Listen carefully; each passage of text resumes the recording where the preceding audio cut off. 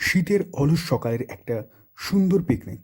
আর এই পিকনিকটা আমাদের হয়েছিল পাড়া থেকে, এবং এটা হয়েছিল একদম ফলতায় নদীর পাড়ে।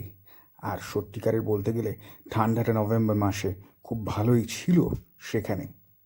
আর পিকনিকে যাওয়া মাত্রই পাতে পড়ে গেল গরম গরম কষা কড়াইশুঁটি দিয়ে আলুর দম, এবং তার সঙ্গে জানি না কি ছিল, না জানি, কিন্তু আলুর দমটা না আগে থেকে একটু আমি টেস্ট করে নিয়েছিলাম, খুবই সুন্দর ছিল। এবং তার সঙ্গে আপনারা বুঝতেই পারছেন আলুর দমের সঙ্গে কী থাকে।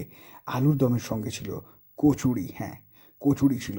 আর কচুরিগুলো বেশ মোটা মোটা ছিল, আর নরম নরম ছিল যেরকম দেখতে পাচ্ছেন। আর কচুরির মধ্যে কিন্তু সত্যিকারের পুরটা মারাত্মক এবং দমদার ছিল। ওহ, এক কথায় বলতে গেলে না, মানে আমার এখনই জিভে জল এসে যাচ্ছে। মানে এক কথায় বলতে গেলে অসাধারণ। আর কচুরিটা যেই রকম নরম, আর সেই রকমটাও আলুর দমটা পুরো চমৎকার। মানে